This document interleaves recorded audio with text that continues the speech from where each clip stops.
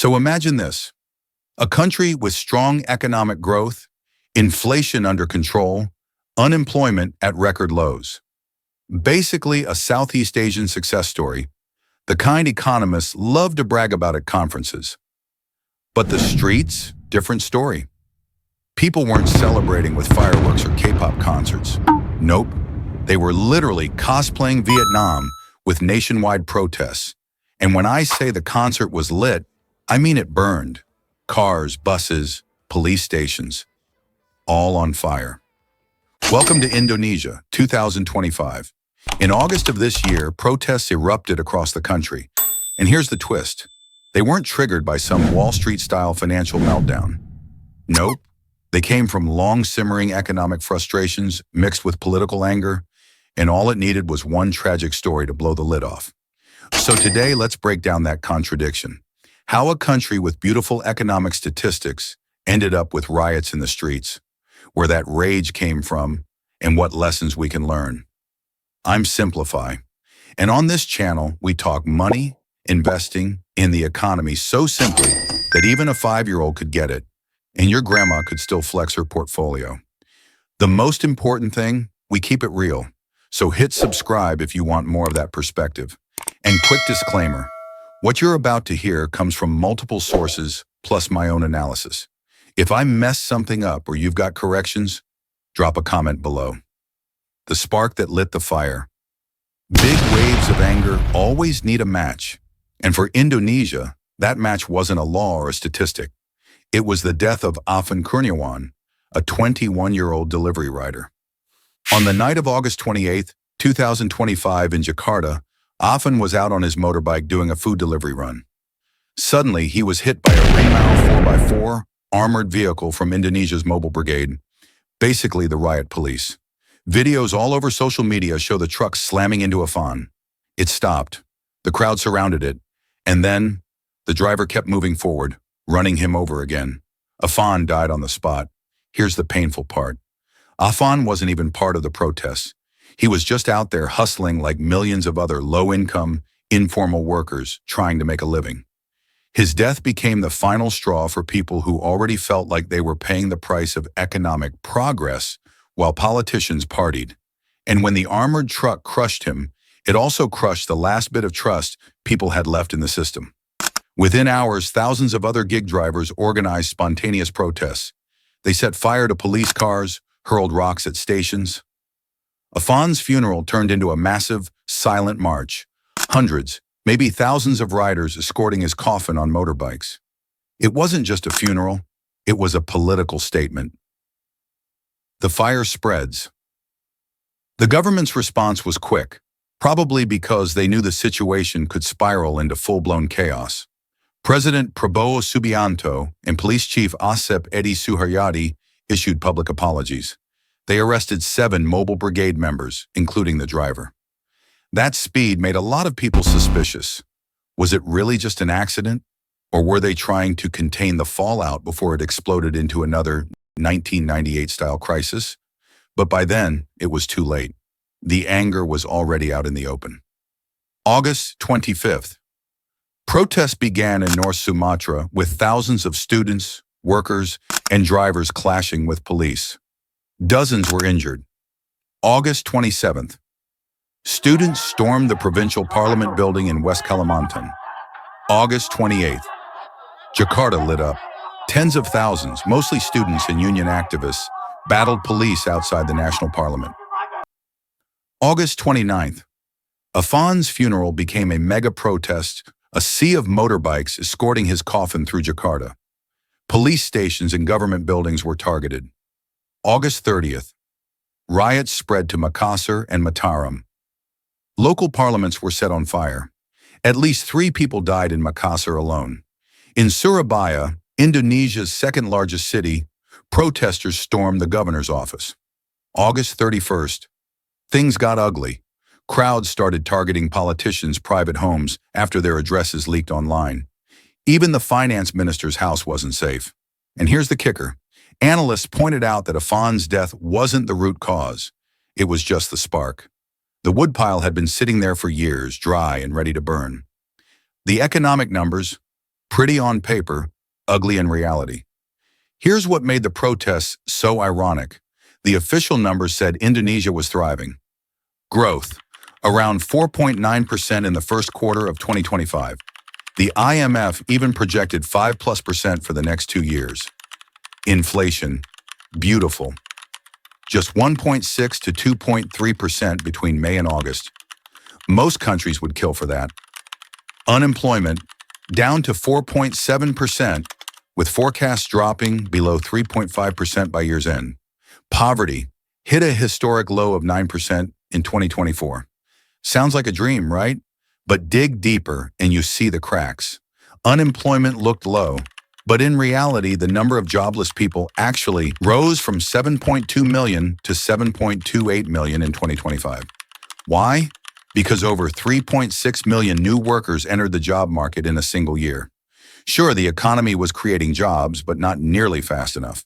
And the jobs that were created, mostly unstable, low-paying, informal gigs.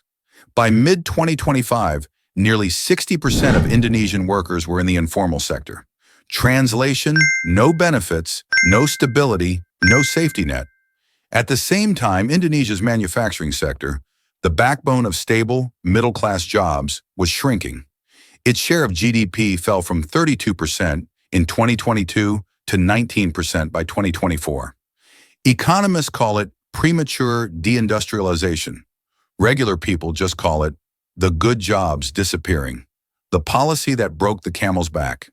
And then, while people were already struggling with low wages and rising costs, the government dropped the dumbest policy possible, cutting fuel subsidies.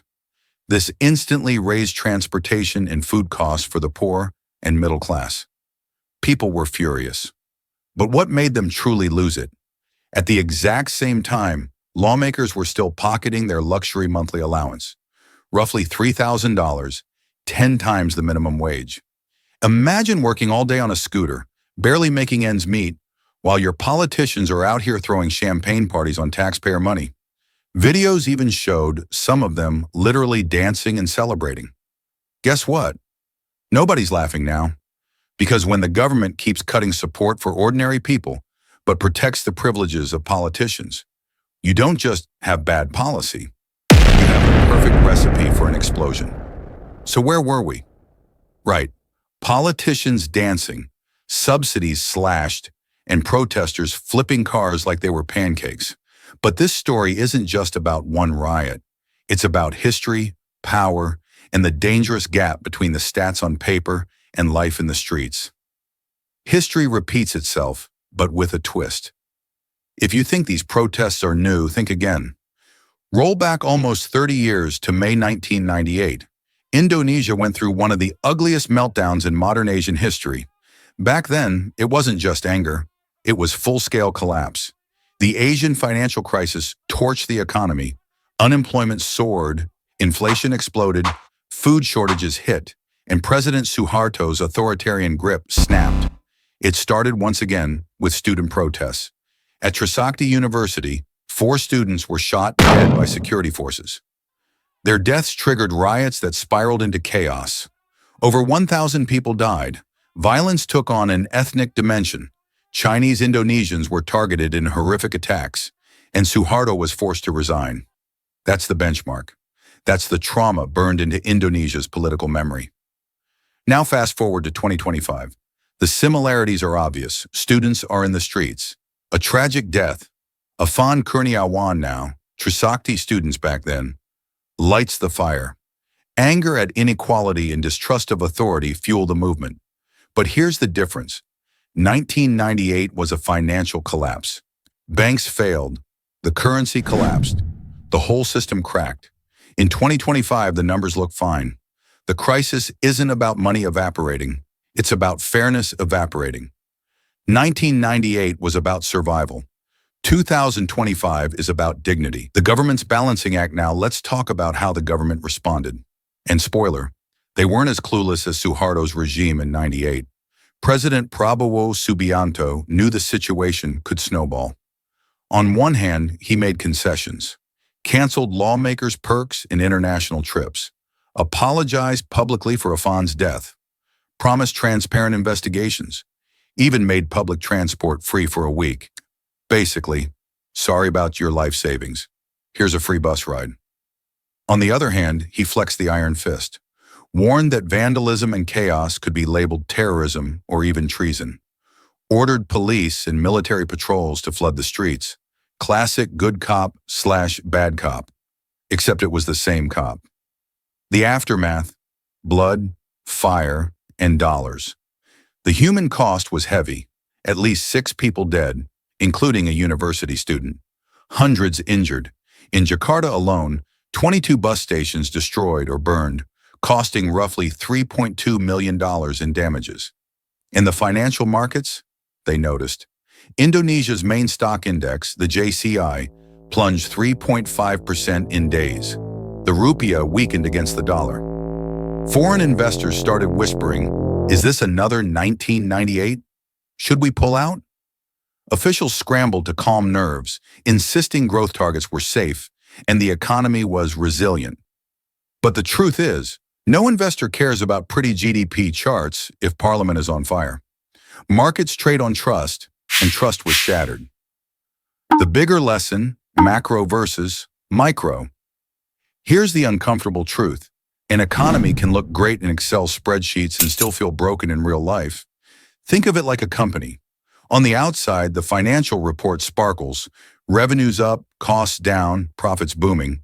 But inside, the staff are miserable, morale is low, and half of them are ready to quit. That's Indonesia right now. GDP is up, but growth is concentrated at the top. Inflation is low, but wages don't stretch far enough. Jobs exist, but they're mostly unstable, informal, and low-paid. Politicians are rich. Regular folks? Not so much. You don't need an economics degree to see why people are angry. A regional echo. And here's the kicker: Indonesia isn't alone. Southeast Asia in 2025 is a pressure cooker. Thailand is struggling with weak domestic spending, sky-high household debt, and endless political bickering. Malaysia is trying to keep its growth momentum while foreign investment slows. But high growth hasn't erased poverty fast enough. Vietnam looks more stable politically, but it's squeezed between US-China trade tensions. American tariffs could hit companies operating in Vietnam, Thailand, or Malaysia if they're linked to China. The whole region is juggling strong macro numbers but weak public confidence. And when people lose faith in leaders, good stats won't save you. The takeaway: at the end of the day, Indonesia's crisis of 2025 isn't about GDP. It's about trust. You can't just grow the economy on paper. You have to grow it in people's wallets. You can't cut subsidies for the poor while giving bonuses to politicians and expect people to clap. The lesson? Growth only matters if people feel it. If they don't, they'll burn down the stage your stats are printed on. And that's the wrap. If you found this breakdown useful, smash that like button, share it with your friends, and don't forget to subscribe. I'm Simplify, and I'll see you in the next one.